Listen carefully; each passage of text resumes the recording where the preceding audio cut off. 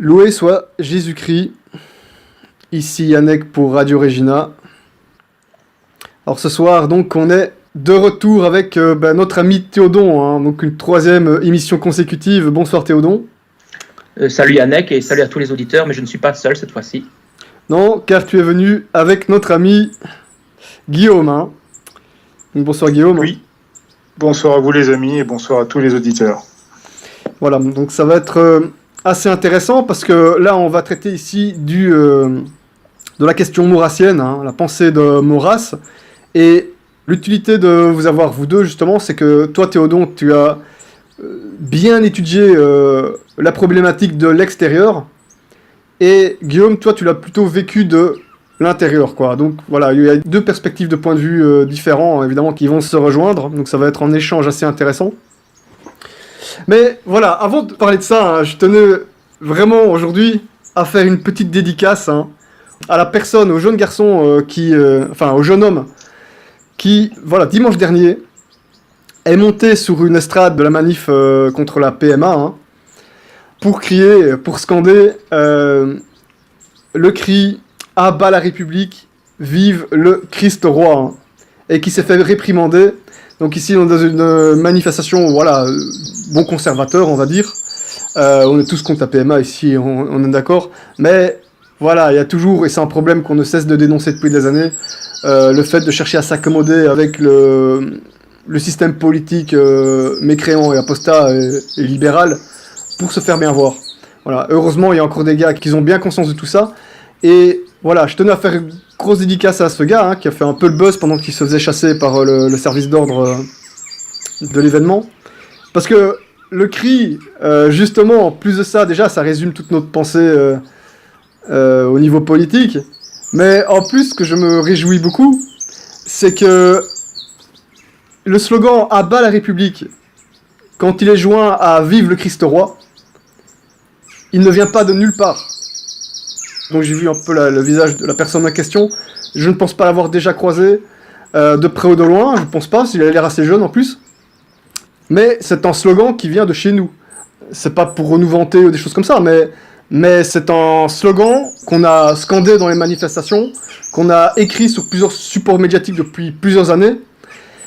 Et là, voir que le fruit que ça a apporté, qu'un jeune gars comme ça monte sur un podium et voilà, fasse un petit buzz comme ça, fasse entendre cette voix-là, au cri de « À bas la République, vive le Christ roi », ça fait vraiment plaisir.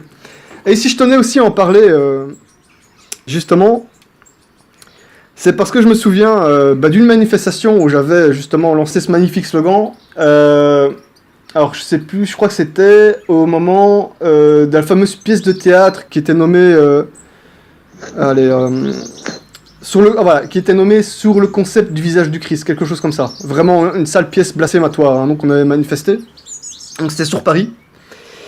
Et il y avait une personne, un gars d'une trentaine d'années, je crois, qui s'était retourné à ce moment-là et qui a fait « Eh les gars, on n'est pas à l'Action française ici. » Alors, justement, ça rejoint complètement l'émission, parce que ce qui m'avait choqué, je me dis, mais est-ce qu'on a besoin d'être à l'Action française? Est-ce qu'on a besoin d'être maurassien pour dire « À bas la République » D'autant plus que, à côté de « À bas la République », ils ne disent pas, ils peuvent le dire, mais ils ne le disent pas « À vive le Christ roi ». Voilà, ça m'avait choqué d'entendre ça. Voilà, ça m'avait... C'est assez ironique d'ailleurs, c'est assez ironique parce que c'est le pape Pie XI, dans l'encyclique Quas Primas, qui allait mettre à l'honneur cette notion de Christ roi. Bah oui, mais oui, mais oui. C'est le pape Pie XI, celui qui a condamné l'Action française, qui est à l'origine de ça. Très grand pape, voilà, bah exactement. Donc, que la personne qui t'a repris ne comprenait pas la doctrine catholique. Et voilà, elle a peut-être pas... C'est vrai que, justement, un maurassien aurait tendance à ne pas dire « Vive le Christ roi ». Exactement, voilà, et c'est justement le problème qu'on va résumer dans cette émission. Donc, à bas la République, vive le Christ roi, magnifique slogan, c'est exactement le programme qu'on met en avant depuis des années. C'est au niveau politique, je veux dire. Tout est résumé en ces deux slogans qui se joignent en fait. Donc voilà, ça fait énormément plaisir, vraiment. Donc voilà, que Dieu bénisse ce jeune homme et à bas la République, vive le Christ roi. Maintenant, on peut commencer l'émission. Bon, on peut peut-être commencer par Théodon. Alors, c'est plutôt éventuellement de faire peut-être une genèse très rapidement, de comment l'action française a commencé, avec quels éléments en fait se sont joints pour former en fait ce qui est devenu l'action française. Donc, c'était, je crois, dans les années 1800, à la fin des années 1890. Alors, effectivement, je pense. Fin du XIXe siècle. Oui, c'est ça. Donc, elle précède évidemment Maurras. C'est pas Maurras lui-même qui a lancé l'action française. Mais évidemment, ici, en tous les cas, on va beaucoup se concentrer justement sur la pensée maurassienne, qui va énormément marquer fatalement l'action française. Et voir en quoi elle est très intéressante à de nombreux points de vue pour les catholiques, mais qu'au final, malheureusement, elle est erronée. Donc, on peut quand même faire une petite assise sur les origines, parce que ça permet aussi d'aiguillonner justement sur quelle est la doctrine de l'action française et pourquoi elle a dévié. Ouais. Parce qu'en général, les personnes elles suivent un peu leurs idées sur le fruit de leur milieu social. Et en l'occurrence, le milieu social, il est assez clair, il est de gauche. Et on le voit notamment, le fondateur de l'action française, qui n'est effectivement pas Maurras, qui s'appelait Henri Vaugeois. C'était un professeur de philosophie de gauche républicain. Ouais, encore, hein. Encore. Mais c'est clair que, voilà, de surcroît, par la suite, il y aura des accointances avec la gauche. Ça, je suppose que tu vas pas manquer d'en parler. Mais voilà, c'est intéressant que tu le soulignes. Une certaine gauche, oui. Une certaine gauche, effectivement, oui. Moi, ça me fait penser un peu à la question d'égalité et réconciliation. Mais ça, on pourra peut-être en parler par la suite. Oui. Ah oui, tout à fait. Oui, ça, c'est ce qu'on a appelé le cercle Proudhon. Oui, exactement. C'est exactement ça. Voilà, c'est exactement ça que je pensais. Ouais. Mais comment dire, c'était un peu une espèce de transcourant, mais qui correspond en fait à une mentalité très forte dans les milieux nationalistes, qui est, on l'avait déjà évoqué justement dans l'émission sur le nationalisme, et qui était évidemment représenté par Maurras, qui se définissait comme nationaliste. C'était ce qu'on appelait le sociabilisme, c'est-à-dire cette idée que pour faire une société, il n'y a pas en fait à rechercher une loi morale qui serait supérieure aux individus. La morale, c'est ce qui favorise le groupe. Et donc par conséquent, on peut s'agglutiner avec n'importe qui en fait tant que ça favorise le groupe. C'est-à-dire que un athée, un païen, etc. Ou même quelqu'un de gauche mais qui serait en faveur du groupe, il n'y a pas de problème, on peut s'associer avec lui et donc forcément ça contribue à démoraliser les catholiques qui se prennent au piège parce que forcément on se laisse contaminer et forcément on suit un peu le milieu social dans lequel on est.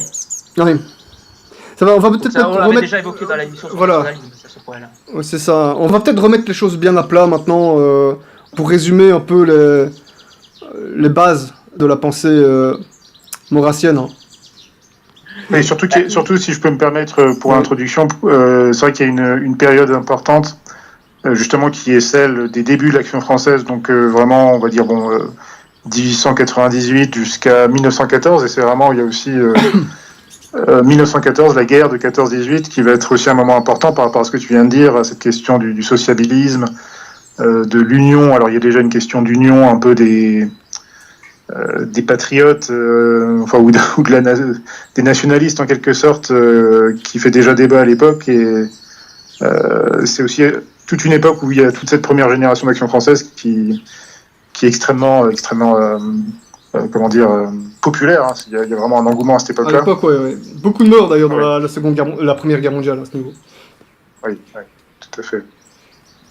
En fait, qu'est-ce que l'on peut dire par rapport à Maurras, d'où vient-il à la base, il appartenait à un courant culturel, artistique qu'on appelait le Félibrige, qui était une association qui œuvrait pour la promotion de tout ce qui est la culture du provençal, du Languedoc, en fait. Et donc, mais ça réunissait déjà un peu tout et n'importe quoi, c'est-à-dire qu'il pouvait y avoir des catholiques, entre guillemets, et des gens qui ne l'étaient absolument pas, mais qui étaient dans une optique de défense culturelle. Donc Maurras, il vient à la base d'un milieu artistique, c'était un écrivain à la base, Maurras. Mm-hmm. Et d'ailleurs, beaucoup disent que ce n'était pas tant un penseur politique qu'un artiste, parce que il sera amené à faire plusieurs concessions au fil du temps. Par exemple, son royalisme, il le mettra entre parenthèses, justement, Guillaume l'avait évoqué au moment de la guerre de 14, puisque là, il s'agissait de défendre la nation avant tout. Et donc, c'est ce qui allait justifier ce qu'on a appelé le compromis nationaliste, c'est-à-dire cette union entre les patriotes, d'une part, les nationalistes, et les républicains contre l'ennemi allemand. Et donc, forcément, là aussi, ça contribue un peu à un flou doctrinal, puisque en soi, la République, c'était ce qui affaiblissait la France. Et là, on se rend compte qu'il y a encore pire que la République, c'est les Allemands. Et il faut collaborer avec la République pour lutter contre les Allemands. Donc, il y avait déjà des soucis de cohérence à ce niveau-là. Et d'autant plus en ce qui concerne les catholiques, c'est qu'on avait pris des années et des années d'anticléricalisme dans la figure. Et là, tout d'un coup, la République nous fait bonne figure. C'est ça aussi qui est... Voilà, tout d'un coup, la République, elle devient sympa. Allez, catholiques, rangez-vous de notre côté, il faut se battre contre les Allemands. Et beaucoup de descendants des Vendéens, des Chouans, tout ça, faut-il encore le rappeler, voilà, ont été mis en première ligne, et se sont fait massacrer en première ligne. Donc ça, c'était assez... Oui, ça a été un désastre anthropologique, la guerre de 14-18, puisque, au point de vue catholique, j'entends, ça a causé un grand choc anthropologique et culturel par rapport à la foi en France, au niveau des familles. C'était vraiment terrible. Puis ailleurs, en Europe d'ailleurs.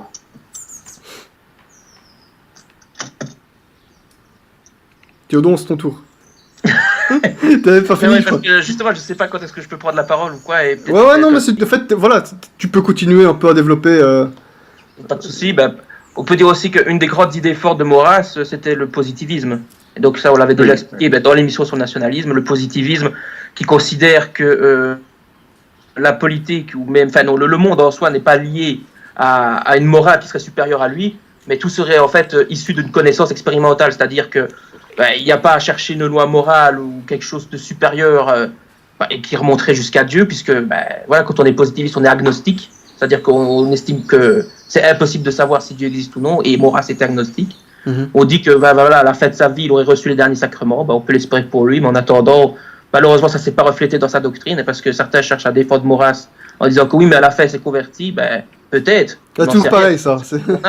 Mais... qu'en attendant, il a été un motif de scandale, puisqu'il y a quand même eu la condamnation, et puis on y viendra par la suite, mais ça a été assez immoral ce qui s'est passé, en fait. Voilà, on n'est pas là pour juger une personne ou quoi, évidemment, c'est la doctrine qui nous intéresse ici. Donc je reprends, le positivisme, ça part en fait d'un point de vue qui est fondamentalement nominaliste, c'est-à-dire que les concepts ne renvoient pas à une réalité qui serait atteignable par la raison, mais ce serait une réalité juste qu'on pourrait atteindre juste les phénomènes via l'expérience. En fait, c'est l'expérimentation qui est à l'origine de la connaissance. Et ça, on le voit avec Maurras, qui va chercher à défendre ce qu'il appelait une politique expérimentale, une politique naturelle, qui serait fondée sur le réel. C'est pour ça que ça pose un problème, parce que évidemment, toutes les considérations morales n'ont pas leur place. Là, ce qui compte pour un maurassien, c'est est-ce que ça répond bien au réel, est-ce que c'est une politique efficace. Mais si c'est une politique efficace mais immorale, et ça on le voit notamment dans l'attitude de l'Action française, justement, qui va justifier, là je pourrais peut-être donner 2-3 citations assez scandaleuses, tirées de l'Action française, qui disait par exemple, l'Action française du 1er septembre 1905, soyons habiles, ayons la ruse, pratiquons la violence, nous devons être tour à tour des combattants, des apôtres, des proxénètes. Donc voilà, il y avait une espèce d'amoralisme maurassien qui disait qu'au nom du groupe, et au nom de la nation en l'occurrence, puisqu'il définissait comme nationaliste, tout est permis. C'est encore pire que Machiavel, oui. dans l'expression. Ça c'était quoi? C'est dans les revues, c'est ça? Dans le journal d'Action française, oui, là, dès le début, donc en 1905, qui allait se poursuivre, là je peux en citer une autre, là. Donc le 1er mars 1908, toujours dans l'Action française, ayons de l'argent, et par l'argent, achetons tous les moyens et tous les mobiles. Achetons les femmes, achetons les consciences, les trahisons. Donc voilà, il appelait véritablement à avoir une activité subversive, et dans tous les sens du terme, puisque c'était tous les moyens qui sont permis, quoi. Mais ça c'était pas encore Maurras, c'était dans le journal, mais c'était pas encore lui. Si. C'était lui en personne. Il était directeur de la revue, donc il avait une part de responsabilité. Ah ouais. Ok. Ouais, non, voilà, après il était pas... En fait, il y a plein de choses qui séduisent les catholiques. C'est le côté contre-révolutionnaire, royaliste, le côté d'opposition au pouvoir, à certains pouvoirs occultes, on va dire.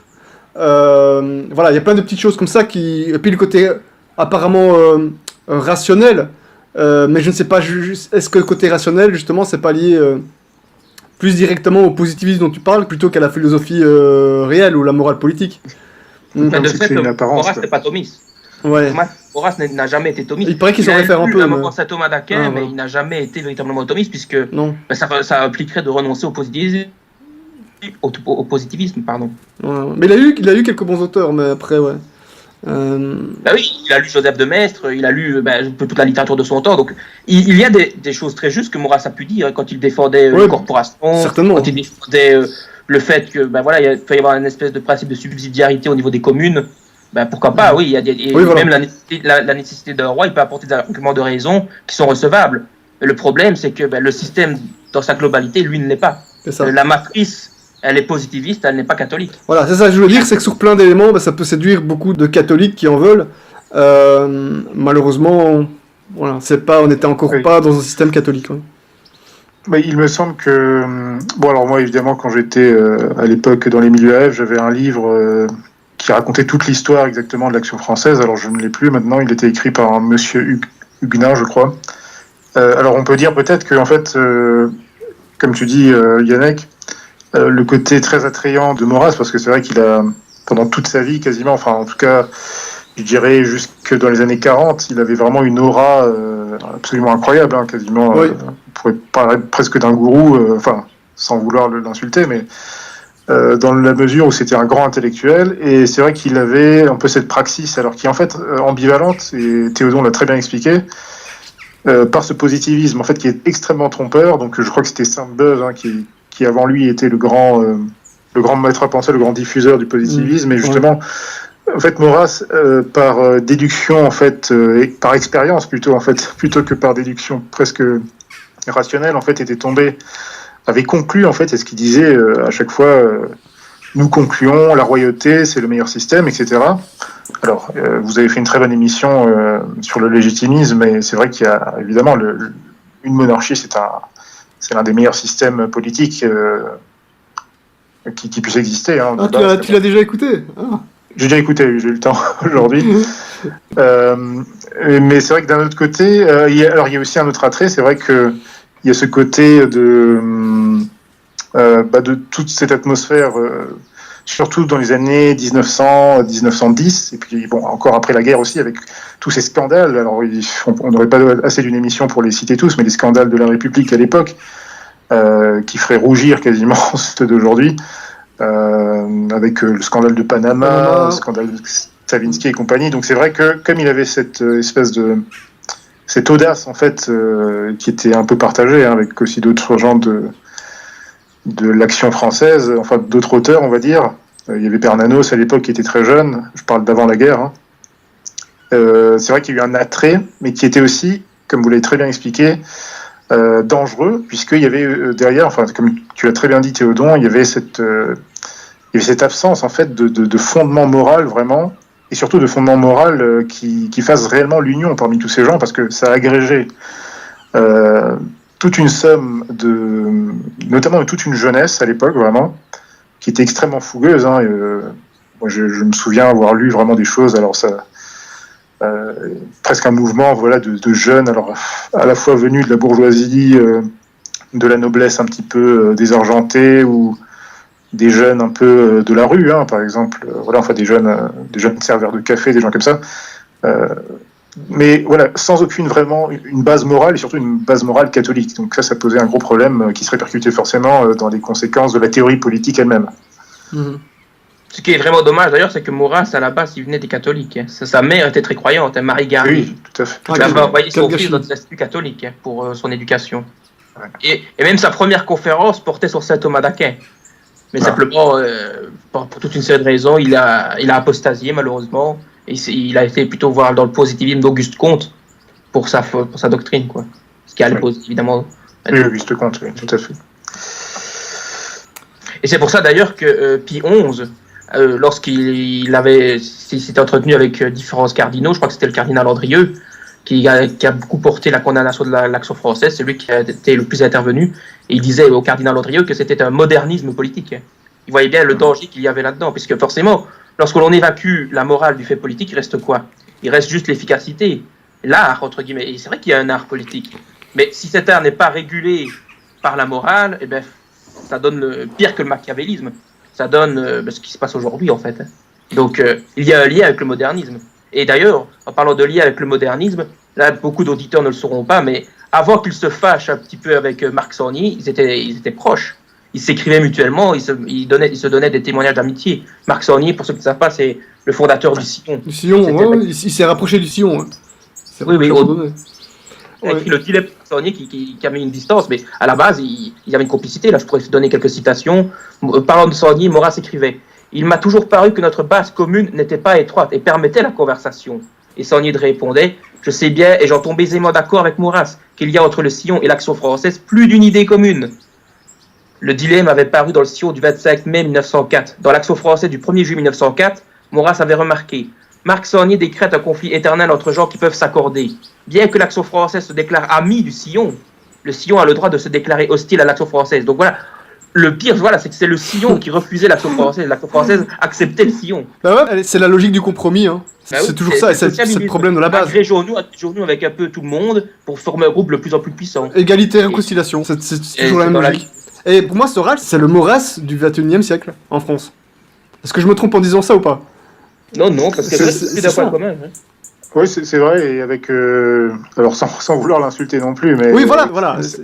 Une certaine baisse de qualité quand même par rapport, même si Maurras est critique, enfin les deux sont critiquables comme on le fait à bien des points de vue, et on n'est pas les derniers à le faire, mais voilà, Maurras quand même, pour l'avoir lu, voilà, il y avait quand même une autre qualité, on va dire, au moins littéraire, mais bon, ça c'est un autre sujet. Et peut-être un peu moins... En général, des gens qui étaient plus élevés, même n'importe qui à cette époque-là... Au 19e siècle, ouais.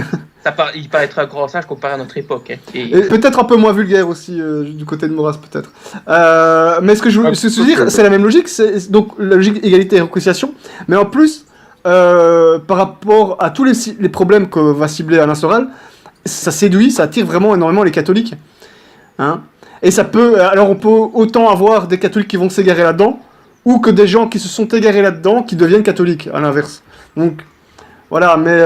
D'ailleurs, là, ça me fait penser à quelque chose. Tu citais donc le rapprochement possible entre Soral et Maurras.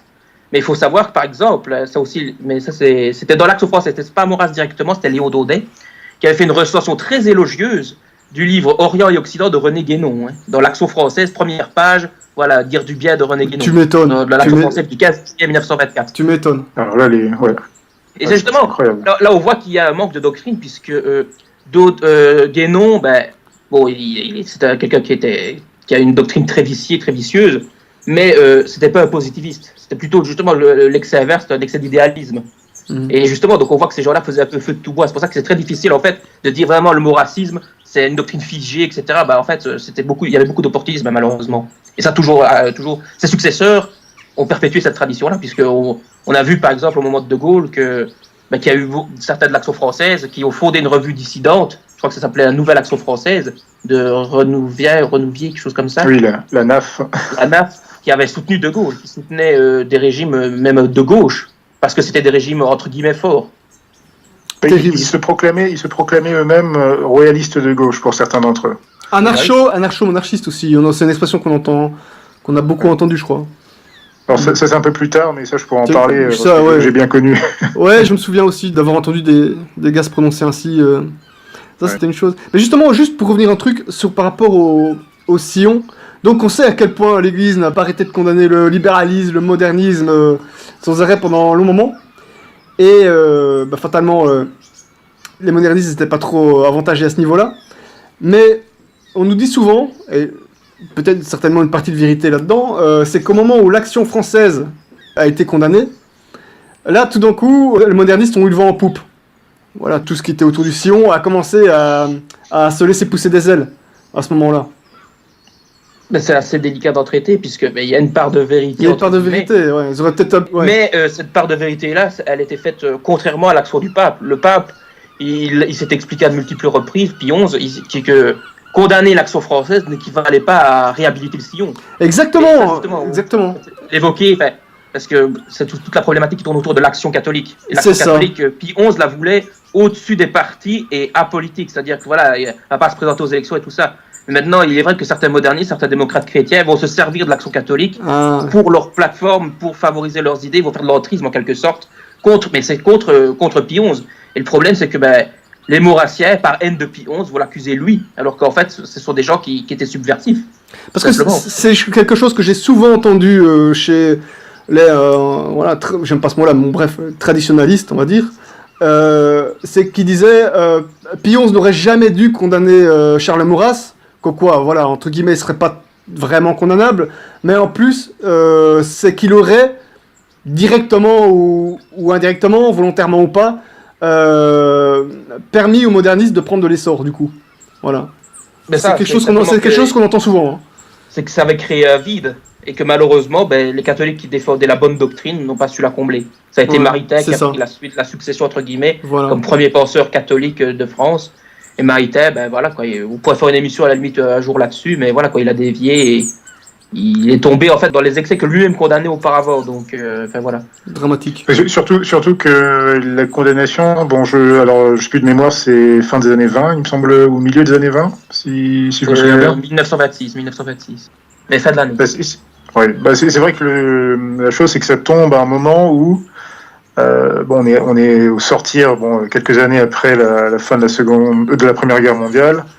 Je pense que le vide est davantage politique en fait à cette époque-là, puisque on a vécu quand même une partie, je pense, du succès de l'Action française avant et de Maurras, hein, par extension avant la guerre, c'était aussi lié au délitement, si on veut, du courant historique qui était le légitimisme et qui était encore relativement socialement, qui était encore relativement présent à la fin à la fin du 19e siècle.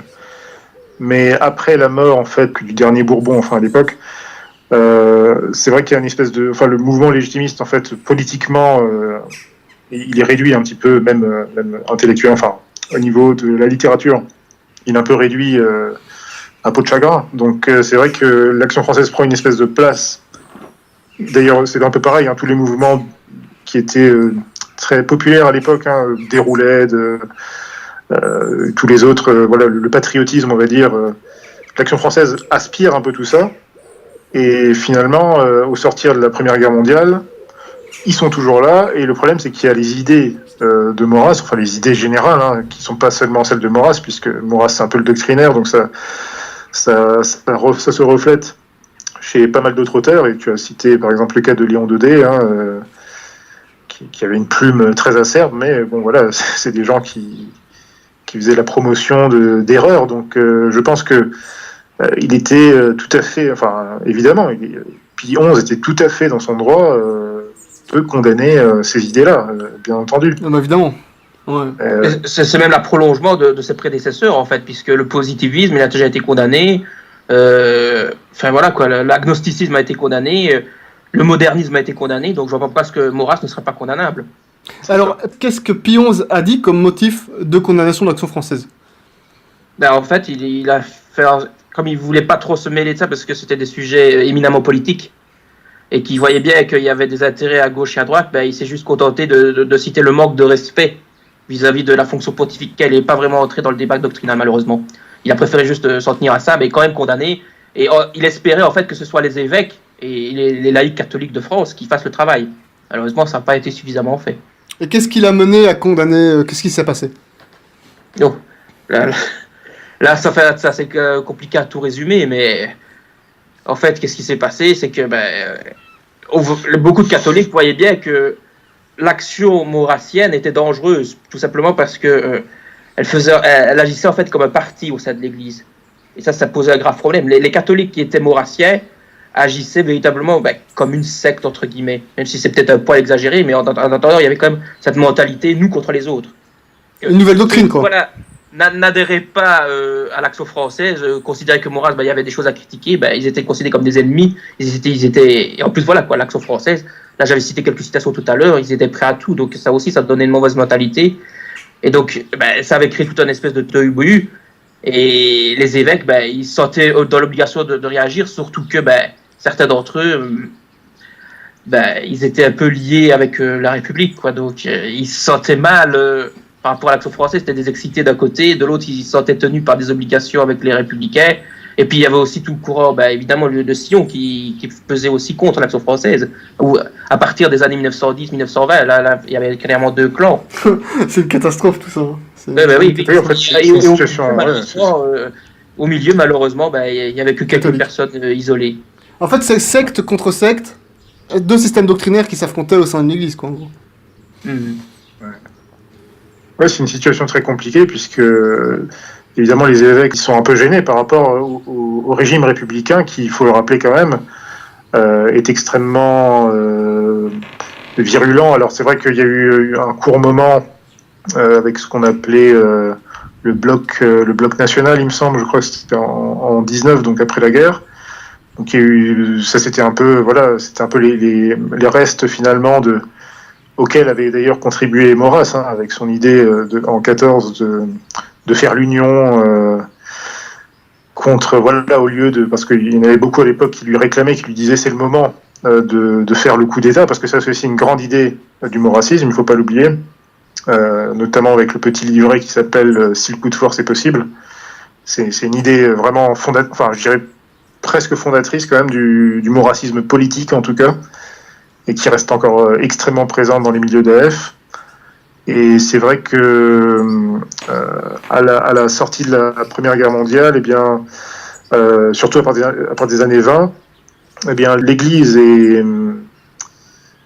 en France, je veux dire, est dans une situation compliquée. Elle doit garder ses prérogatives, enfin garder tout simplement ses avantages par rapport à un pouvoir, un gouvernement qui est extrêmement hostile, et surtout à partir des années 20, où là on commence à avoir un retour en force, vraiment voilà, radicaux-socialistes, SFIO, enfin, donc c'est un moment très difficile et très compliqué, et c'est vrai que, en tout cas pour la France, hein, c'est vraiment presque un drame. Hein. Guillaume, j'ai une petite question à te poser. Donc toi, tu es un ancien militant AF. Alors, pas exactement militant, enfin j'ai jamais été en quartier quoi que ce soit chez eux, sympathisant, très proche. Très proche, ok. Très proche à un moment donné, oui, de leur milieu. Oui. Ouais, voilà, donc tu as fréquenté peut-être dans le cadre de tes études en même temps, j'imagine. Je sais pas si c'est indiscret, hein, tu vas nous dire, mais qu'est-ce qui t'a mené à entrer dans l'AF, et est-ce que tu étais déjà un minimum catholique à l'époque, et au niveau de la religion, justement, est-ce qu'au sein de l'AF, est-ce que tu as croisé des gens un tant soit peu religieux, voilà, quel est ton bilan de point de vue catholique par rapport à ça? Alors, première chose, comment est-ce que j'ai un peu connecté avec ces idées-là? En fait, là aussi, je dirais presque que c'est par expérimentisme, si je peux m'exprimer ainsi. Bon, moi, je viens d'une famille catholique depuis longtemps, mais voilà, j'ai été éduqué comme un peu vous tous dans le Novus Ordo.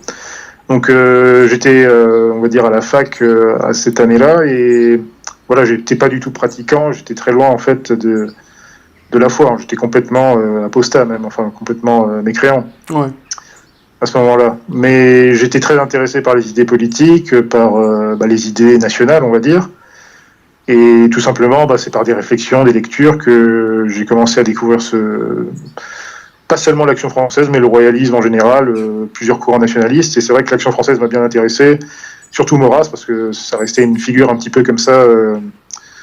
Voilà, c'est un peu. Il y en a qui aiment tel ou tel auteur, il y en a c'est Hitler, il y en a c'est je sais pas qui.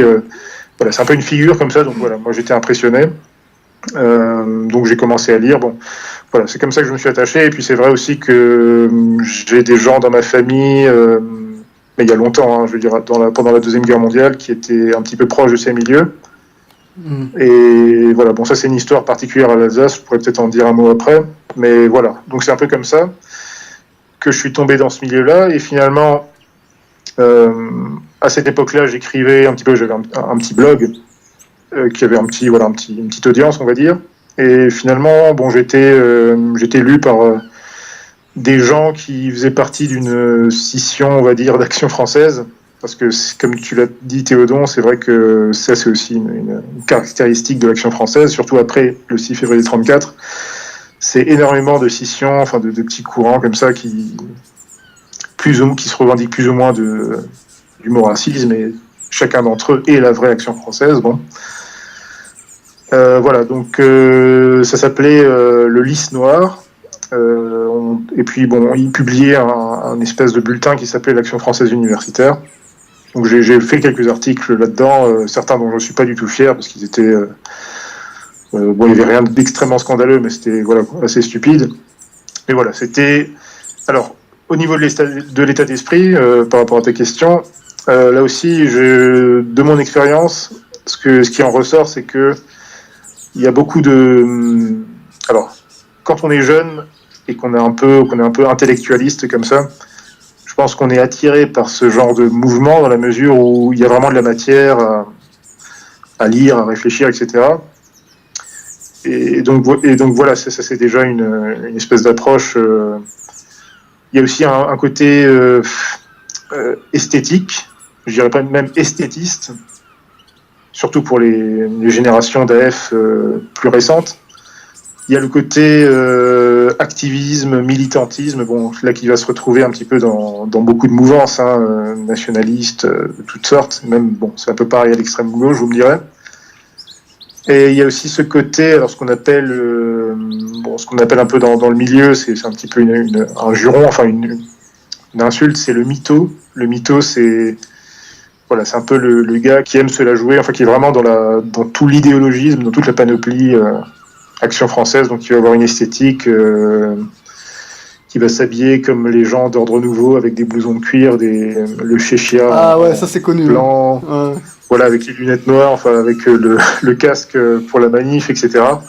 Bon, j'exagère le trait, mais voilà, c'est juste pour donner une idée un peu de l'ambiance qui nous plonge. Alors il y a aussi il y a des qualités humaines indéniables, parce qu'il y a aussi beaucoup de gens que j'ai rencontrés qui étaient vraiment des gens capables, on va dire, vraiment d'un engagement ne serait-ce que politique, ce qui n'est pas rien. Je veux dire, il ne faut pas non plus que critiquer. Il y a beaucoup de gens aujourd'hui qui sont complètement amorphes.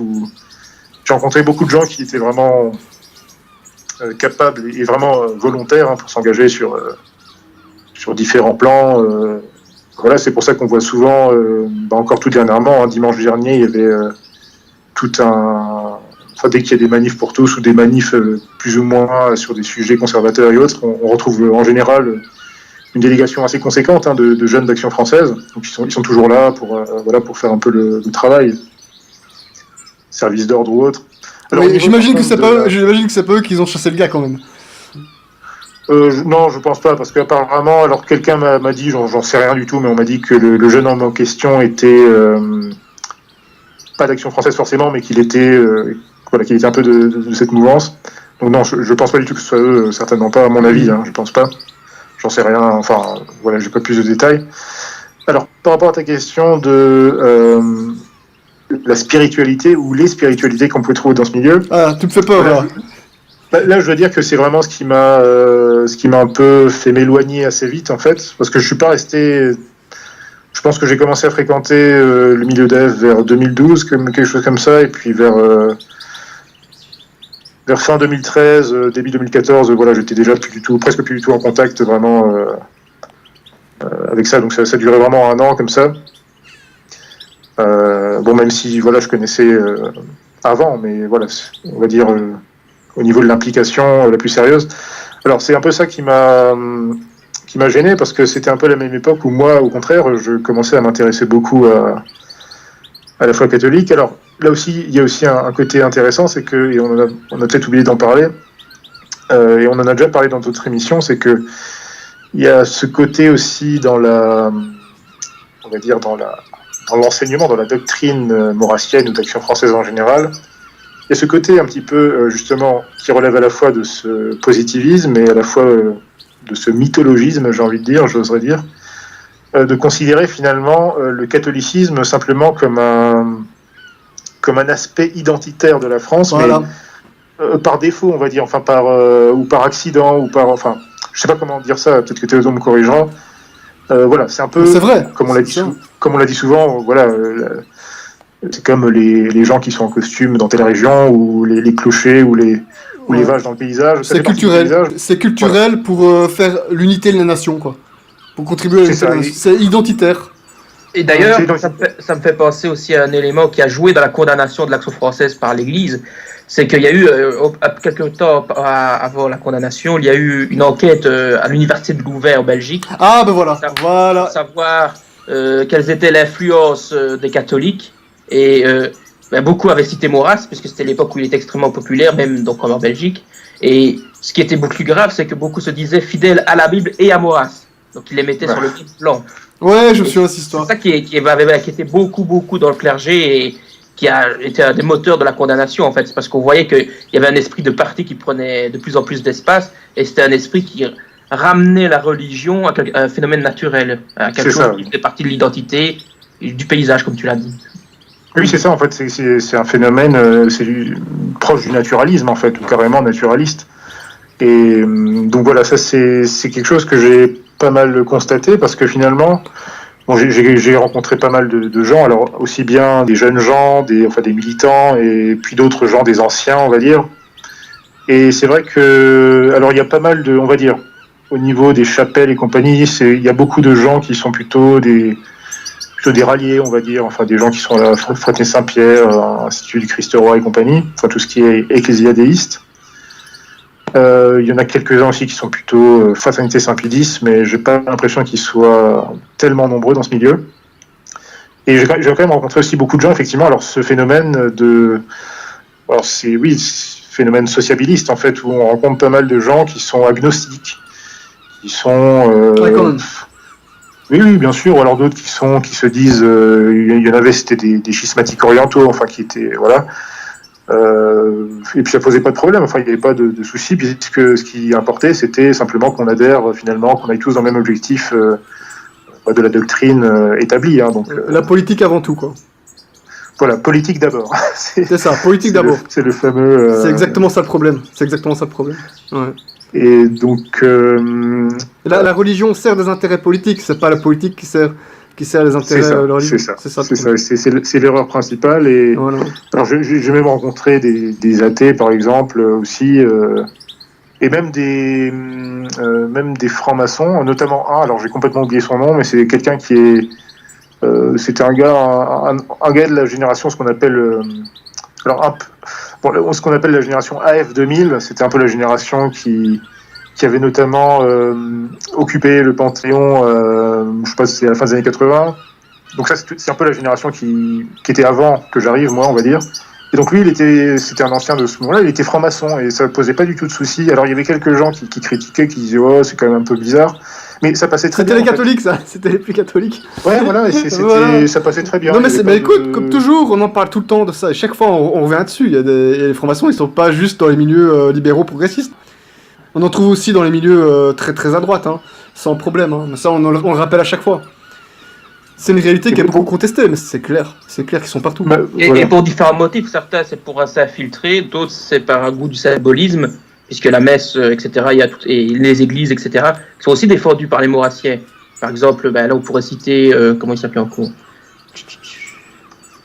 Ah, mais moi je parle même pas d'infiltrer, hein, je parle juste naturellement. On en trouve partout, même très sincèrement. Ils s'en cachent pas, il n'y a pas de problème.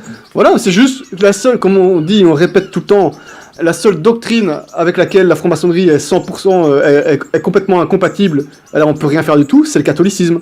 Voilà, sinon le reste, ils vont où ils veulent. Hein. Et voilà, j'ai retrouvé le nom, en fait, c'était Maurice Barrès. Oui, Barrès, il était pas franc-maçon, Barrès. Non, mais ce que je voulais dire, c'était que il y avait, Barrès, il était connu pour une espèce de sentimentalisme vis-à-vis des églises, du patrimoine, etc. Et ce sentimentalisme, on peut le retrouver aussi chez certains francs-maçons. C'est pas parce qu'ils sont francs-maçons qu'ils sont forcément pour la destruction de toutes les églises. Il y en a beaucoup qui sont perdus et qui, par sentimentalisme, peuvent sincèrement se retrouver dans le maurassisme ou même dans les milieux tradis. Et ils ne voient pas l'incohérence, en fait. Non. Vivement le jour, on fera l'émission en question. Ouais. C'est vrai que, voilà. Qu'est-ce que je vais encore dire ? En fait, je vais te poser une question, Théodon. Est-ce qu'à un moment donné dans ton parcours avant la religion, t'as été en tant soit peu attiré par Charles Maurras ? Par Charles Maurras, non. Quand tu entendais son nom, est-ce qu'il résonnait positivement dans ton oreille ? Ça, oui, parce qu'à un certain moment, je me définissais comme nationaliste, mais je ne me sentais pas féodé particulièrement à l'AF, parce que, je dirais plus nationaliste européen à l'époque, plus dans une optique continentale que nationale. Nouvelle droite, quoi. Plutôt nouvelle droite. Je le lisais, mais de droite, quoi. Ça me fait aussi penser que, en fait, un des problèmes de Maurras dans sa théorie politique, c'est par rapport à son nationalisme, en fait, c'est que pour lui, la nation est créée par l'État. C'est l'État qui fait la nation. Et ça, L'État-nation. l'Église enseigne l'inverse. Parce que Pie XII, notamment dans son message de Noël 54, il disait que la vie nationale est quelque chose de non politique. Puisque, justement, en fait, la nation, elle naît d'une façon naturelle, j'ai envie de dire, et l'action du pouvoir politique ne la crée pas. Elle peut la réguler dans le sens qu'elle peut lutter contre certaines mauvaises influences, mais elle ne crée pas la nation. D'autant plus différence. qu'une nation peut être multiple dans un même État. Il peut y avoir plusieurs nations dans un seul État. Comme la Et Belgique. il peut y avoir aussi une même nation dans plusieurs États. Il y a eu dans l'histoire à cause de divisions politiques. Voilà. Et ça, justement, ça, on voit aussi, c'est le lien avec les gallicans, puisque c'est issu du gallicanisme. C'est les légistes qui disaient que, en quelque sorte, la cité, c'est la création du pouvoir politique. C'est l'issue du roi, en quelque sorte. Et donc ça, on le retrouve malheureusement aussi un peu chez les Maurassiens, dans cette idée de nationalisme intégral. Écoute, je te posais la question à savoir si le nom de Maurras a un jour résonné positivement dans ton oreille, parce que pour être honnête, moi aussi, et je me dis que peut-être que d'autres auditeurs vont se reconnaître un petit peu dans ce que je vais expliquer, c'est que quand on commence à s'intéresser un peu vers l'adolescence, fin de l'adolescence à la politique et tout ça, enfin pour beaucoup c'est le cas en tout cas, en tout cas chez les catholiques, une grosse partie d'entre eux commence directement par la droite, voire l'extrême droite, pour beaucoup. On commence par la droite, quelle que soit sa couleur, on va dire. Puis il y en a certains, parfois c'est l'extrême gauche aussi, hein, donc ça dépend. Mais voilà. Mais je veux dire, quand on commence un peu à s'intéresser à la politique, on découvre et on entend résonner de nombreux noms d'auteurs qu'on lit pas, peu importe. Voilà, on en lit certains, on n'en lit pas d'autres. Mais qu'on y adhère ou un petit peu moins, enfin ça dépend, on les trouve cool en fait, je veux dire. Quelle que soit à la limite l'école, les divisions que ces auteurs ont pu avoir entre eux à d'autres époques et tout ça, au début on lit tout, on mange tout, on s'intéresse un peu à tout et on se forge petit à petit une conscience un peu politique. Alors il y a certains qui en restent là, mais d'autres qui petit à petit se dirigent petit à petit vers une école. Et puis en ce qui concerne les catholiques, à un moment donné, on finit par petit à petit tout rejeter, toutes ces histoires. Et quand on est à fond, on étudie à fond la religion et on remarque les erreurs dans lesquelles on a pu tomber ou qu'on a abordé tout ça, il reste vraiment plus beaucoup d'auteurs en fait, pour finir. Donc quand on entend Maurras et qu'on entend le reste, c'est pour finir à la fin, on n'en a plus rien à... Enfin, je veux dire... C'est aussi lié au milieu social de l'extrême droite, entre guillemets, actuellement, c'est que, actuellement, en fait, ce qui se passe, c'est que les auteurs, n'importe lesquels, quand ils sont un peu à droite, un peu mal vus par l'État, tac, ils deviennent cool, quoi. Donc on va les diffuser, cool. et voilà. Et donc pour ça, voilà. On va peut-être pas donner des noms, mais parce que c'est pas le but de faire des règlements de compte. Mais il y a énormément de gens qui continuent, malgré les condamnations, et qui se prétendent catholiques, même traditionnalistes, fidèles au pape, etc., à faire la publicité de Maurras, alors que, au minimum, on devrait être extrêmement critique. Je dis pas qu'il faut dire que Maurras a eu faux de A à Z. Bien sûr. Oui, voilà, mais jamais rien n'est 100% mauvais de A à Z, évidemment. L'absolu n'existe pas. Mais et c'est vrai que Maurras est très séduisant sur bien des aspects. Normalement, Maurras, les catholiques devraient le regarder de façon extrêmement critique. Et ça, justement, cette critique-là, elle existe très peu.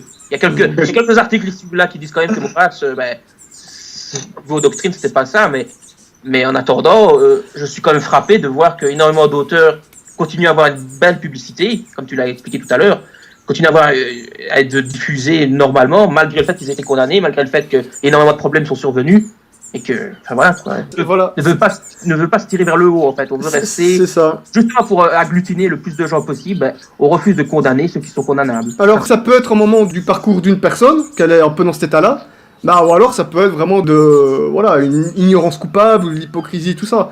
Maintenant, ce qui est pas normal, c'est qu'à un moment donné, normalement, dans la logique des choses, au fur et à mesure qu'on découvre la religion catholique, qu'on plonge dedans, qu'on l'étudie, tout ça, à un moment donné, tous ces auteurs-là, goodbye, hein, c'est autodafé. Il reste plus grand-chose. Si on n'en est pas encore là, soit c'est qu'on a encore du chemin à faire, soit qu'on est quelque part dans une hypocrisie, mais il faut avancer, à un moment donné. Et ça, c'est la responsabilité des chefs d'édition, de ceux qui dirigent un peu le niveau intellectuel. Parce que justement, le jeune qui n'y connaît rien, lui, il va lire ce qu'on lui propose. Et là, c'est normal. Voilà. Justement, et ceux qui sont justement plus élevés, qui sont depuis des années dans ces milieux-là, ils connaissent toute la polémique. Donc eux, ils sont totalement inexcusables. C'est des adolescents éternels. à ce niveau-là. Surtout que finalement, j'avais l'index, enfin la dernière édition de l'index. Oui. Je l'avais sous les yeux il y a quelques jours là. Et alors effectivement, je crois qu'il y a 5 ou 6 livres de Maurras qui sont effectivement dans l'index.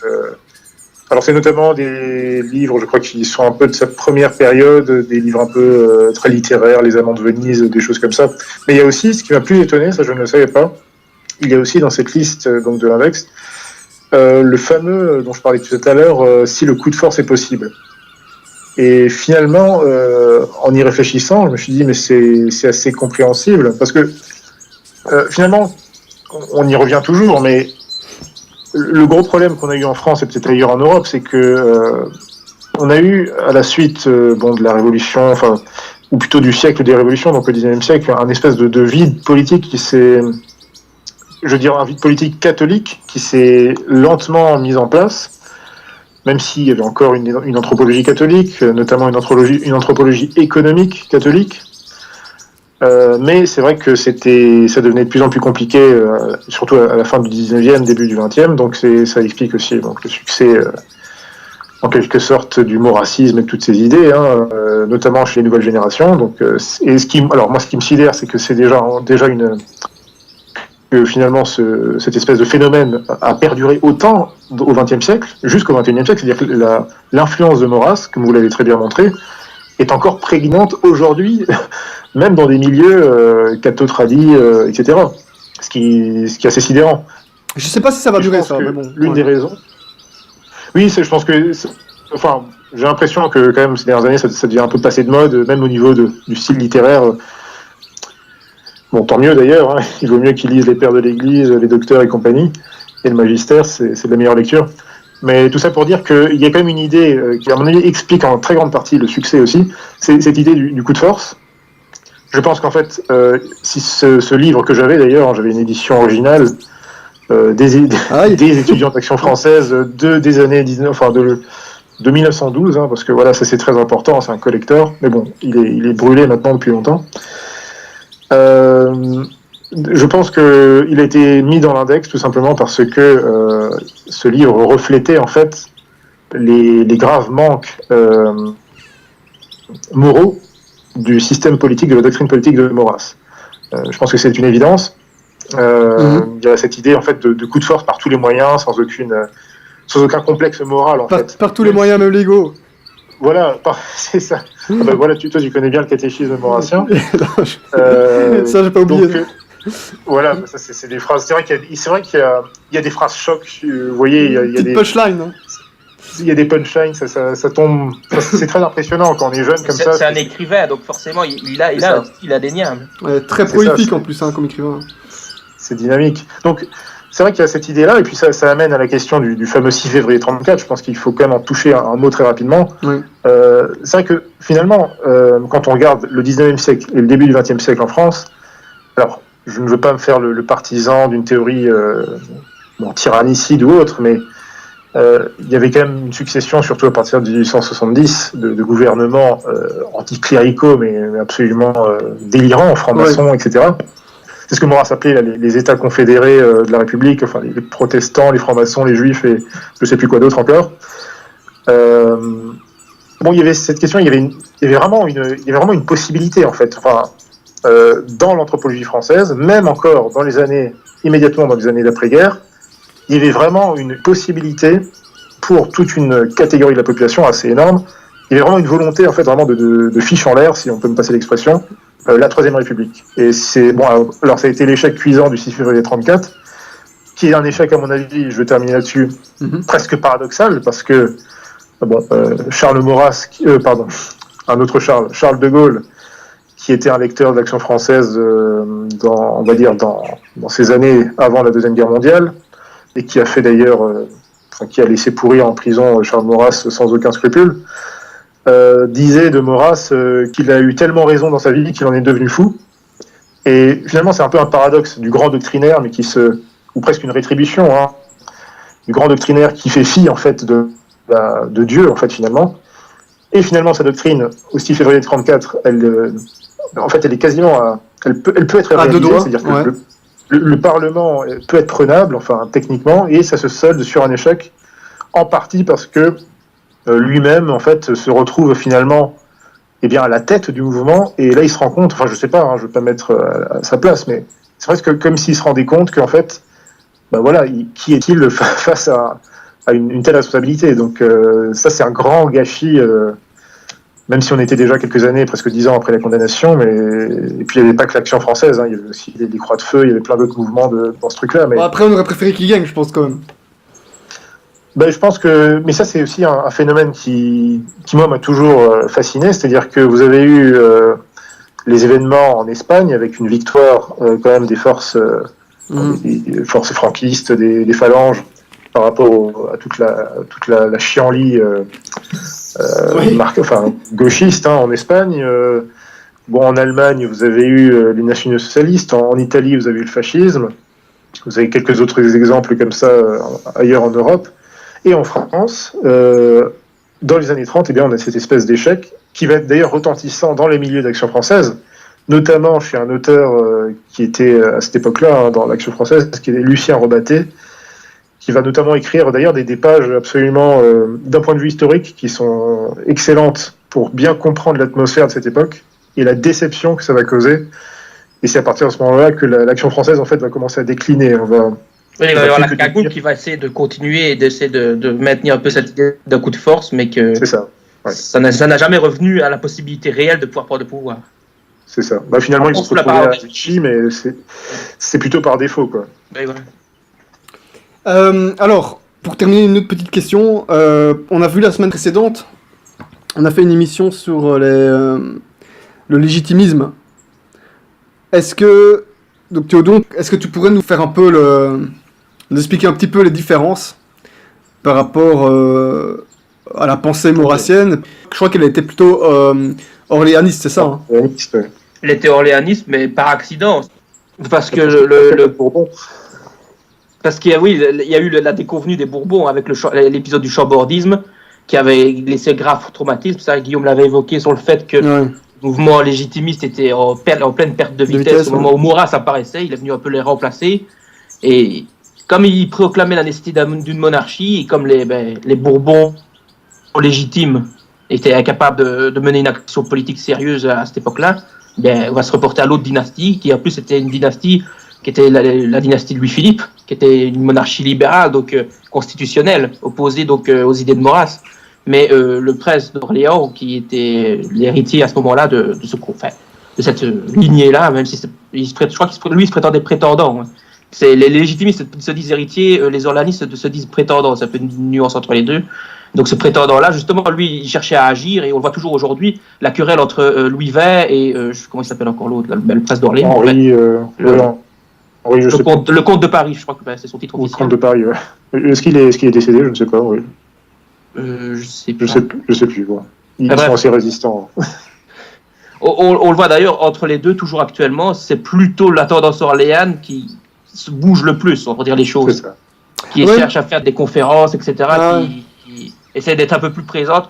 Lui s'occupe de ses affaires, surtout de ses affaires financières. Alors moi, à mon niveau, parce que moi je suis pas dans les milieux royalistes et tout ça, mais à mon niveau, de ce que je vois de l'extérieur, je vois plus souvent des gens mettre en avant Louis XX.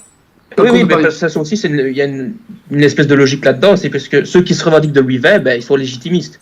Et autrement dit, pour eux, cette dynastie-là est la finalité en quelque sorte. C'est le couronnement de l'ordre politique, c'est pour ça qu'ils se définissent légitimistes.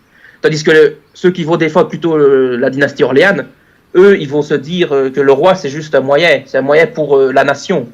Là, en quelque sorte, la monarchie, elle est au service de la nation.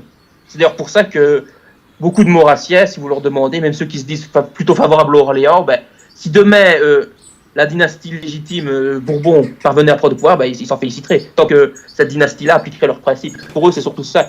Ils sont pas dans une logique quelle lignée est la meilleure, quelle lignée est la plus légitime. Ils sont dans une logique quelle lignée peut nous servir le plus. Ils sont dans une espèce de machiavélisme, comme toujours. Même pire qu'Abel. On va dire qu'entre guillemets, nous aussi, mais pas pour la même raison. Nous, tout ce qui nous intéresse, c'est un roi 100% catholique, comme on l'a déjà dit précédemment dans l'autre émission. Donc, voilà. Et c'est d'ailleurs pour ça que, pour revenir un peu à ce qu'on disait précédemment, certains maurassiens se définissent comme républicains. il y a une influence de Maurras dans les milieux souverainistes. Zemmour, il cite Maurras, et beaucoup de républicains citent Maurras comme référence intellectuelle. Pourquoi? Parce que ils n'ont qu'à dire que oui, mais en fait, le président de la République, avec Charles de Gaulle, n'est-ce pas, ils ont renforcé le pouvoir de l'exécutif, donc on peut le considérer comme un monarque républicain, et donc, voilà, quoi, c'est compatible, et voilà, ils ont une espèce de tambouille comme ça. Oui, puis d'ailleurs, c'est assez drôle, alors, excuse-moi, parfois on retrouve dans le personnel politique de la Ve République des types comme ça, qui dans leur jeunesse étaient à l'Action française ou dans un truc un peu périphérique du genre Ordre Nouveau, et qui se retrouvent comme ça, ministres, je sais pas, je pense des gens... Oui, il y en a quelques-uns, hein, oui. Avec comme Devedjian, il y en avait un autre, j'ai oublié son nom, là, mais qui était effectivement Action française. François Mitterrand, il n'était pas de l'Action française avant. Je crois qu'il a été tout à fait, oui. jeunesse. Bah oui, tout à fait, je crois même qu'il a été, qu'il était dans pas mal de manifestations, oui, dans les années 20, 30, tout à fait, oui. Et donc voilà, donc jusqu'à la présidente de la République, qui a eu une influence. Oui, c'est ça, oui. Oui, l'influence a été quand même considérable et jusqu'à assez récemment, en fait. Ouais, maintenant c'est beaucoup plus la ligne nouvelle droite qui a pris à ce niveau-là a pris les devants, quoi. Enfin, je veux dire, beaucoup plus a marqué beaucoup plus de points, quoi. Dans l'après-guerre, c'est vrai que dès 1945-46, c'est vrai que l'Action française, comme les épurateurs vont être absolument ignobles, évidemment, avec beaucoup de gens, ils vont pas faire de cadeau à Maurras, et ils vont non plus, tout ce qui va être Action française, pendant un petit moment, ça va être un petit peu mal vu, on va dire, enfin, il y aura mauvaise presse, mais très peu de temps, parce qu'ils vont faire un truc qui va s'appeler Aspect de la France, puis ensuite, ça va un peu reprendre dans les années 60, 70, mais déjà, il y a mai 68, et là, il y a une nouvelle génération d'Action française qui commence à émerger.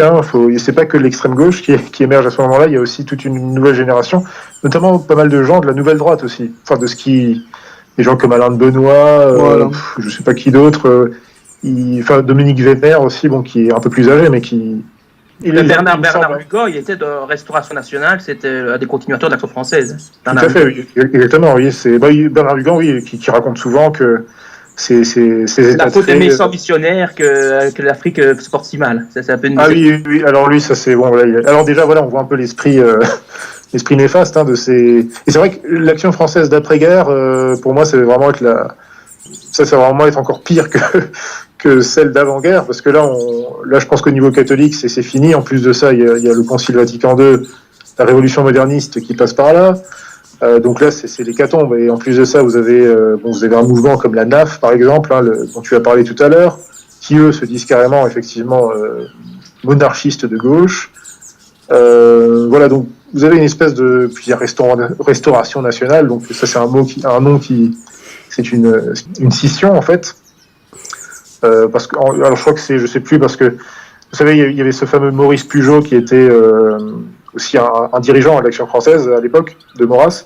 Donc il y a aussi des querelles entre familles, descendants, des Pugeot, des tels, donc ils se partagent un petit peu l'héritage, parce que finalement, c'est vrai que jusqu'à aujourd'hui, l'Action française, sauf pour, on va dire, toute cette jeunesse qui est un peu militante, il y a encore des gens qui seront en action, mais bon, pour action, pour faire quoi, des manifestations et autres, mais sinon, ça va devenir un peu le musée maurrassien, quoi. C'est-à-dire qu'on garde l'héritage, le magistère maurrassien, et pas grand-chose d'autre. Donc, vous avez Restauration nationale, donc il fait un peu penser à une espèce de grand de traiteur, on dirait un nom de traiteur, mais bon.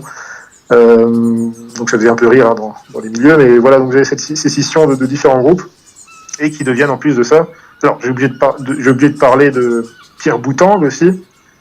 Il a été un peu aussi le prétendant successeur de Maurras en tant que doctrinaire, mais qui n'a pas forcément eu autant d'influence, mais qui en a quand même eu pas mal, et qui lui avait vraiment plutôt des côtés encore plus modernisants, on va dire. Oui, c'est un existentialiste même. Tout à fait, c'est ça. C'est ça. Donc voilà un peu. Avec l'influence aussi de Simone Veil aussi. Avec un W. L'avorteuse l'eau. Ouais. Voilà. La première, oui. Ouais, tout à fait. Ouais, donc ça va être un peu les évolutions, et d'ailleurs c'est comme ça que moi je suis tombé dans une énième scission de l'Action française, qui s'appelait le Lys Noir, et qui elle était plutôt proche d'un autre rejeton de Bourbon, qui est Sixte Henri de Bourbon-Parme, qui lui est plutôt carliste. Donc voilà, il y a de tout. C'est vraiment, voilà, c'est un buffet géant, mais bon. Au niveau catholicisme, je dois dire que c'est pas vraiment ça, malheureusement, parce qu'il y a quand même des gens, effectivement, qui ont des qualités vraiment d'organisation. Je pense par exemple à Maître Eli Hatem, qui vient d'une famille libanaise installée depuis longtemps en France, voilà, qui est quelqu'un d'assez brillant, mais c'est vrai que il y a beaucoup de gens brillants en fait dans ces lieux-là. C'est ça. Il y a beaucoup de gens. Il y a beaucoup de conversions. Il y a beaucoup de gens qui se convertissent aussi, hein, bien entendu. Hein. C'est ça. Et qui et en énorme potentiel, dans divers milieux d'ailleurs. Hein. Dans divers milieux, parce que nous, on attaque évidemment des erreurs, on dit aussi des qualités, mais on attaque évidemment des erreurs.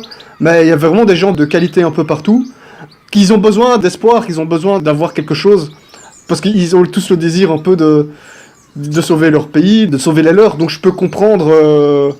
En fait, voilà, moi, j'espère avec l'aide de Dieu. Ils subsistent sur le vide laissé par les catholiques. Laissé par les catholiques. Parce qu'il n'y a pas un mouvement de masse catholique ultra comme nous on le souhaite, que ils cherchent une solution de secours, et pourquoi pas Maurras, c'était ancien, il défendait la France. Tout le monde va dans tous les sens, ouais, c'est ça. Voilà, quoi. C'est le problème, c'est la division un peu partout. Et en plus, là tu évoquais la question que Maurras avait, pour ses partisans beaucoup, un peu la fonction de magistère de remplacement. On voit quand même que ça ne tient pas la route, cette histoire. Maurras, il a varié sur énormément de sujets, et puis voilà quoi. Sur plein de points, il était à gauche. Par exemple, sur le droit de vote des femmes, il était à gauche. Il était en faveur du droit de vote des femmes. C'est un féministe, hein. La démocratie, c'est la mort, mais pourquoi pas. Il n'y a pas eu assez de morts, visiblement, il faut l'élargir. C'est ça. C'est vrai que, comme tu disais aussi, Yannick, juste avant, c'est vrai qu'aujourd'hui, je pense que, et j'espère en fait que ces milieux-là vont dépasser un petit peu ce magistère, hein, qui par définition n'en est pas un, maurassien. Et je pense que c'est le cas, parce que c'est très passé maintenant, enfin ça commence à être très passé. Et de plus, vieille école, ouais. C'est vieille école, et puis il y a toutes ces erreurs, même des erreurs, ne serait-ce que sur le point de vue, on va dire, purement politique, c'est une évidence, hein, mais morale, n'en parlons même pas. Mais, oui, certaines de ces œuvres condamnées l'ont été, pas pour des problèmes de doctrine intellectuelle, mais c'était simplement immoral, quoi. Dans Antimilien, notamment, c'était érotique. C'est ça, oui, il y avait une période comme ça, même paganisante, vraiment au tout début, il avait quasiment un petit peu un esprit comme ça. Et c'est vrai que finalement, cette AF d'après-guerre, intellectuellement parlant, une fois que Maurras est mort, finalement, il n'y a plus grand monde, enfin presque. Donc c'est pour ça que la nouvelle droite et toutes ces idées-là aussi sont montées un petit peu en force. C'est ça. Ce qui est toujours en train de remplacer d'ailleurs. Hein, elle ne fait que monter. Elle ne fait que monter en force, même encore actuellement. C'est plutôt maintenant les résidus effectivement de la nouvelle droite qui sont un peu à la force, mode, on va dire, en tout cas d'une certaine partie. Et c'est pas fini à mon avis. Hein. C'est pas fini à mon avis. C'est pas fini. Alors après, maintenant, c'est vrai, comme vous l'avez aussi remarqué, il y a aussi ce phénomène assez curieux de égalité-réconciliation, donc qui est une espèce de néo, pas Action française, mais de. Il y a des similitudes. Proudhon, il y a pas mal, c'est ça, il y a pas mal de similitudes. C'est ça fait penser au cahier de Proudhon, c'est ça. Oui, c'est ça, ils en ont fait plusieurs fois la promotion, à une époque, ils faisaient des conférences avec eux. Ouais.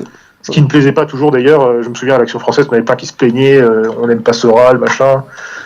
Mais bon, tout ça, il faut espérer qu'il y ait beaucoup de gens, en fait, on sait qu'il y a beaucoup de gens effectivement de grande qualité dans ces milieux.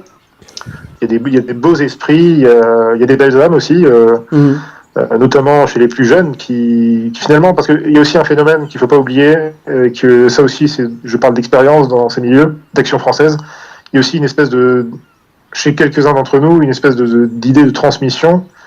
Par exemple, il y a des gens qui, leurs parents étaient Action française avant, ou leurs frères, ou je sais pas quoi, leur oncle, leur cousin. Ah, en France, c'est comme ça, ouais.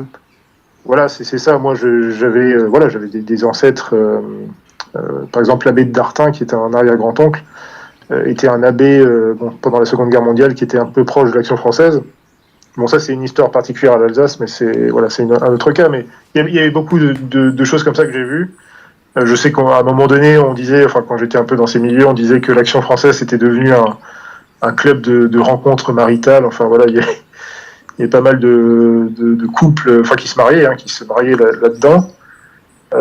Donc voilà, il y a une espèce de communauté comme ça, mais finalement, il faut espérer en fait qu'ils dépassent cette espèce de cadre, parce que même si Maurras n'est plus très à la mode, il garde quand même, j'ai l'impression, des réflexes un petit peu pavloviens quasiment.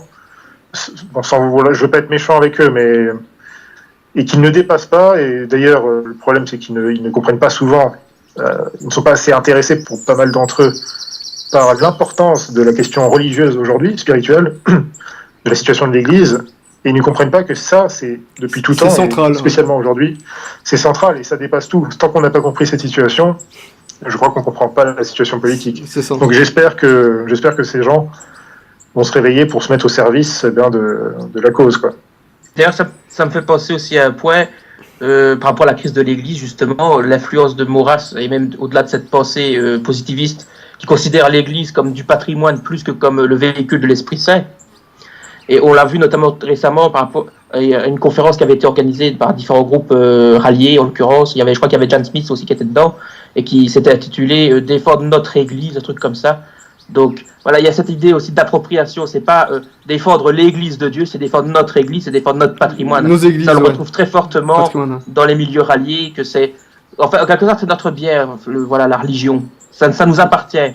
C'est pas Dieu qui nous donne ça, c'est notre patrimoine. Voilà. Et ça pose énormément de problèmes parce que c'est inverser l'ordre des choses. L'identitarisme. Ouais. Tout ce qui est national est nôtre, tout ce qui est ecclésial est nôtre, quoi. C'est ça. Bah oui, c'est ça. Si on était hindou, il faudrait rester hindou. Hein, voilà, c'est ça. Il faudrait protéger nos temples hindous. L'action hindoue, quoi. Bon, les gars, je pense que moi ça me semble bon. Je sais pas de votre côté si vous avez encore des petites choses à dire. Oui. Je pense qu'on a à peu près fait le tour. On a fait le tour. Hein. Oui, globalement, je pense que c'est une bonne introduction. Oui, on aurait pu aussi rappeler que Maurras a même tenu des propos virulents contre la religion catholique. Ah oui, on aurait pu aussi le dire, ça, ouais. Est-ce que, oui.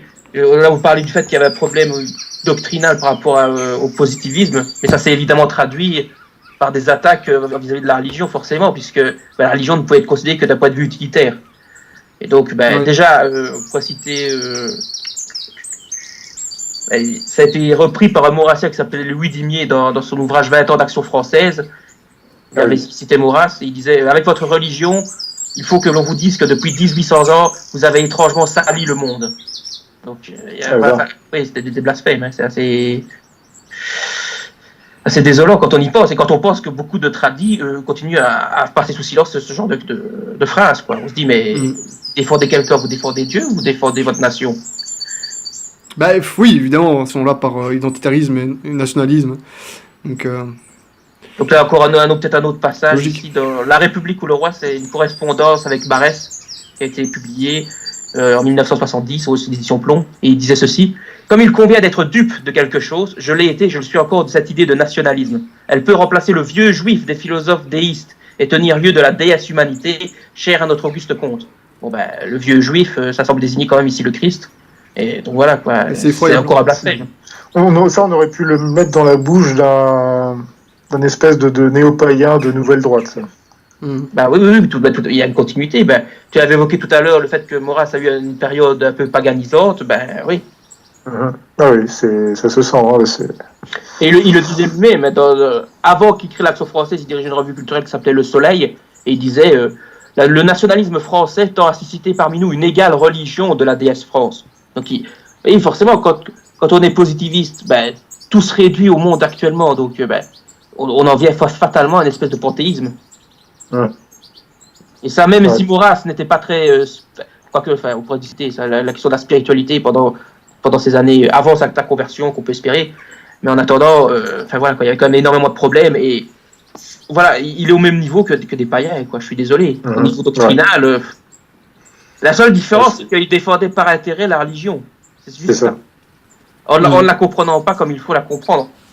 Exactement. Un grand gâchis d'une belle intelligence, mais qui a été complètement corrompu par ce genre d'orgueil, quoi, en fait, ou de blasphème.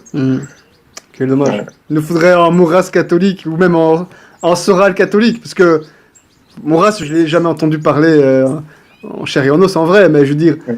Alain Soral, on peut dire tout ce qu'on veut, mais sa façon d'être au niveau humain, je parle juste au niveau humain. Bon, si on enlève tous les gros mots, évidemment toutes les erreurs et tout ce qu'on veut, à ce moment-là, moi je valide, hein, honnêtement. Mais c'est ça qu'il nous voudrait, version catholique. Bon, on n'y est pas encore. C'est un peu notre drame, hein, parce qu'on a des Maurras, des Soral, des gens comme ça, mais qui sont, bon, il faut le dire, jusqu'à maintenant, en tout cas pour Soral, j'espère qu'il évoluera, mais Oui, ouais, pas mort, oui. des mécréants, Ouais. qui sont des mécréants, enfin voilà, qui refusent Ça risque d'être difficile. voilà, certaines vérités, mais qui ont un espèce de bagou comme ça, de charisme. Et c'est ce qui m'a. Et masculin, c'est un chef, c'est un homme, hein, Soral. Et ça, justement, c'est ce qui a manqué à Maurras. Là, Oui. tu comparais c'est ce que ouais. Soral et Maurras, ben, Soral a peut-être plus ce point-là, encore que ce sera peut-être à discuter, mais Maurras, lui, c'était un de ses gros problèmes, c'est qu'il ne parvenait pas à s'imposer humainement en tant que chef. C'est-à-dire qu'il parvenait à s'imposer par la plume, mais au niveau de la prestance et de l'auctoritas, pour parler comme les Romains, de dignitas, ça manquait un petit peu. Beaucoup le reconnaissaient. Il était quasiment sourd et il avait une voix extrêmement fluette. Quand il y a eu quelques extraits de sa voix, il a une voix vraiment très perchée comme ça. C'est assez curieux. Ouais. Non, mais il y a des gens comme ça qui parlent un peu comme ça, mais ils ont une plume très très acerbe par contre. Au niveau de la plume, ils se rattrapent bien. Ouais. Ouais. Bon, ben ça va, très bien. Écoutez, moi j'avais envie de terminer par cette phrase hein, à bas la République, vive le Christ roi. Hein. Et Oui, amen. un roi, oui, mais un roi catholique. Fiat. Fiat. Allez, très très bonne soirée les amis, une autre prière. Salut. Salut, Merci beaucoup. Hein. Salut.